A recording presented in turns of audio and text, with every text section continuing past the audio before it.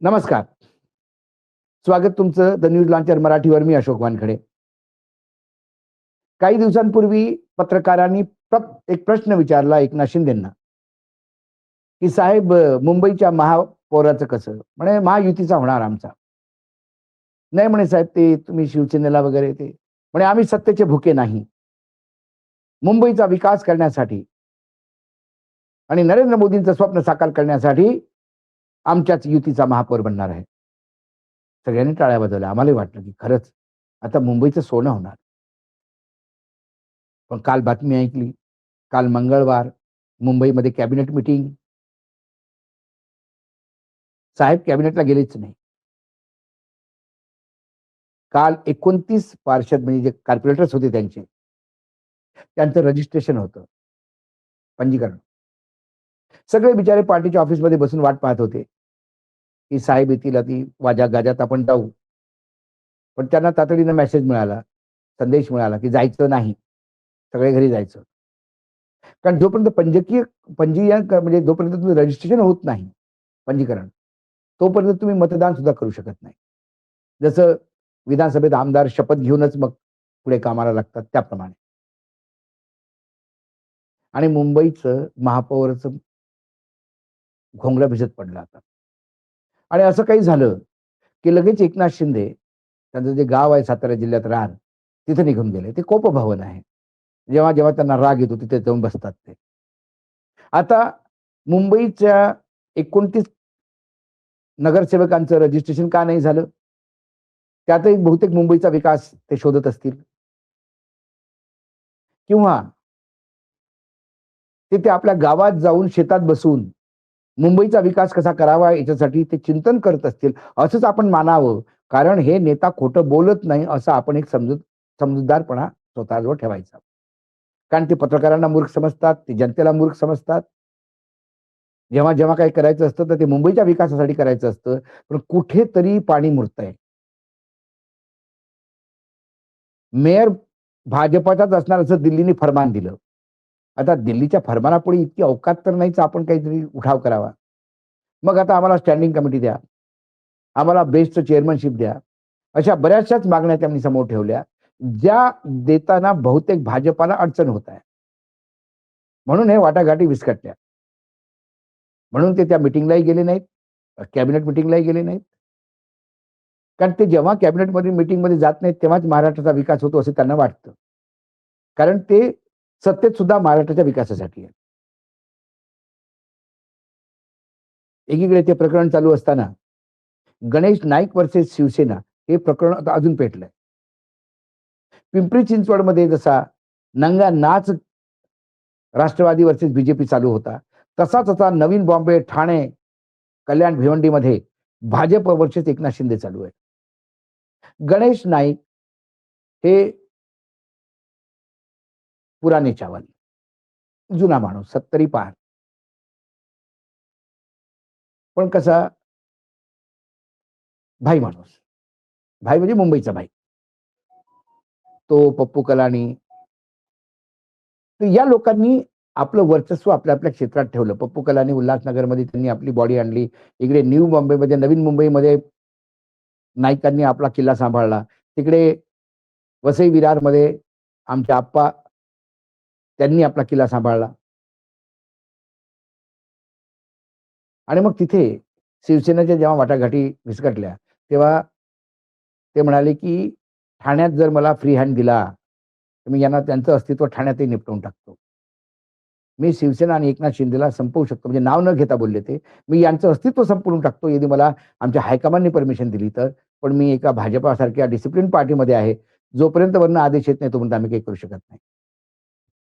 यांच्या या बोलण्याने सगळे शिवसैनिक झाले.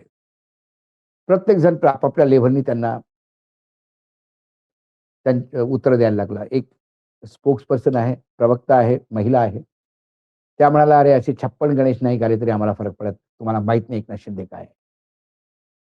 अहो बाई, तुम्ही त्या गणेश नाईकांना सांगू नका. जेव्हा गणेश नाईक आणि शिवसेनेत होते, त्यावेळेला गणेश नाईक, आनंद दिघे हे समकालीन एकत्र बसून चहा पियायचे, तेव्हा हे बाहेर सेवेत असायची ही सगळी लोकं. पण वेळ असतं. प्रत्येकाचा एक-एक वेळ येतो. त्यानंतर नरेश म्हस्के आहेत, खासदार आहेत एकनाथ शिंदेचे. त्यांनी पत्र लिहिलं रवींद्र चव्हाणांना. रवींद्र चव्हाण म्हणजे कोण?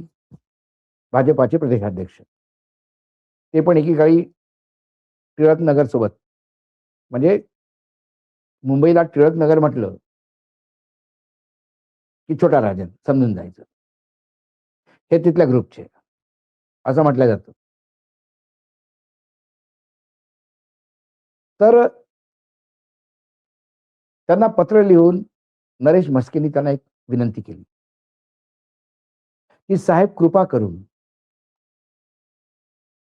तुमच्या या बेलगाम नेता गणेश नाईकांना तुम्ही आम्हाला संपवण्याची परमिशन द्या.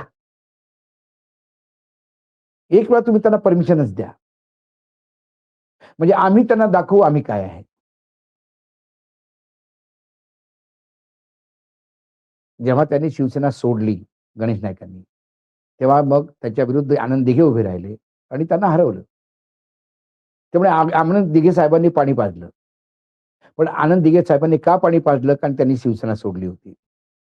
आनंद दिघेंवर मर्डर केस का चालला? कारण गद्दारीला माफी नाही असं म्हणणारे ते. एकनाथ शिंदेनी जर शिवसेना सोडली असती, तर आनंद दिघेंनी काय केलं असतं?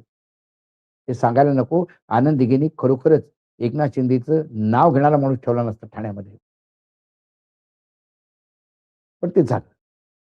त्यावेळेला थापा, नाईक सगळे हे एका समकालीन होते.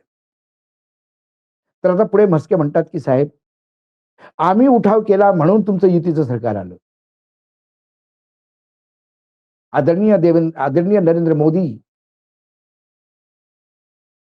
आणि अमित शहाच्या नेतृत्वाखाली एकनाथ शिंदे आणि देवेंद्र फडणवीस मिळून महाराष्ट्राचा विकास करतायत आणि हा खेळ खेळून उभा घालतायत असले लोक पार्टीचे. पुढे ते महाविकास आघाडीला सर्व महाबिघाड आघाडी म्हणतंय नरेश म्हस्के. पण त्या म्हस्के साहेबांचं काय थोडंसं मेमरी प्रॉब्लेम वाटतो मला. त्यांना वाटतंय तर पत्रकार मूर्ख आहेत, जनता मूर्ख आहे, मतदाता मूर्ख आहेत. अहो ज्या महाविकास आघाडीला तुम्ही महाबिघाड आघाडी म्हणत होते, त्यातच तुमचे एकनाथ शिंदे मंत्री होते. 2.5 वर्ष उद्धव ठाकरेंच्या हाताखाली तुमच्या सगळ्या शिवसेनेच्या मंत्र्यांनी जे तुमच्यासोबत आहेत सध्या शिवसेनेच्या कोट्यामध्ये, ते त्यावेळेला सुद्धा शिवसेनेचे मंत्री होऊन त्यांनी मस्त मलाई खाल्ली होती. सत्याचं लोणी खाल्लं. पुढे म्हस्के लिहितात, की देवेंद्र फडणवीस आणि गिरीश महाजनासारख्या थोर नेत्यांची बदनामी करण्याचा प्रयत्न महाबिघाड आघाडीने केला. अहो त्यावेळेला तुम्ही त्याचा पार्ट होता की. ती बिघाड आघाडीतच तुम्ही होता ना. बिघडलेले तुम्ही होता म्हणूनच तुम्ही बिघडवली पुढे. आपण पहिले कुठे होतो? गिरीश महाजनच्या विरुद्ध महाविकास आघाडीचं सरकार जर फ्रंट खोलून बसलं होतं, तर मग तुम्ही हातात बांगड्या घातल्या असत्या का? तेव्हाच का नाही विरोध केला? ईडी सीबीआयच्या भीतीने 50 खोक्याचा खेळ करून तुम्ही सत्तेतनं बाहेर निघून नवीन सत्ता, नवीन चूल मांडता. मुख्यमंत्र्याच्या लालच्यासाठी तुम्ही नवीन पाठी तोडून सरकारमध्ये येता आणि सांगता, की आम्ही तुमच्यासाठी आलो. युतीसाठी नाही आलात तुम्ही. तुम्हाला तर पहाड, झाडी, गुवाहाटी, देवदर्शन, खोके एकदम ओके आणि मुख्यमंत्री पद आणि पुन्हा हे ईडी, सीबीआय कडनं सगळं. सरनाईक तुमचा 60 करोड रुपयाच्या प्रॉपर्टी अटॅच होत्या ना ईडीमध्ये. आता मंत्री आहेत. ते कसं होता आलं असतं? त्यामुळे एक राडा शिवसेना व्हर्सेस बीजेपी चाललाय, की हे बीजेपीवाले चालू देत आहेत. तू तिकडे त्याला इन्व्हॉल्व कर, तू त्याला गुंतवून ठेव, तू तिकडे गुंतवून ठेव. आपल्याला फक्त आता काँग्रेस आणि भाजप हे 2च पार्टी पाहिजे इथे. शिवसेनेला उद्धवला तसं संपवायचा पार्टी तोडून, राहिलेली पार्टी बीजेपी सोबत घेऊन त्याचं खच्चीकरण करायचं.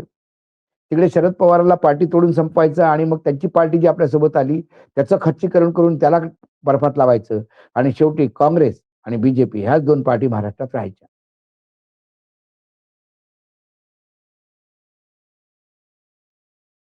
पण बीजेपीला सुद्धा समजायला पाहिजे. जो एकनाथ उद्धवचा राहिला नाही आणि जो अजित शरदांचा राहिला नाही, तो तुमचा होईल याची काय गॅरंटी? आज द न्यूज लॉन्चर मराठीमध्ये एवढंच. पुन्हा येतो काही विषयासोबत. तोपर्यंत नमस्कार. पाहत रहा द न्यूज लॉन्चर मराठी.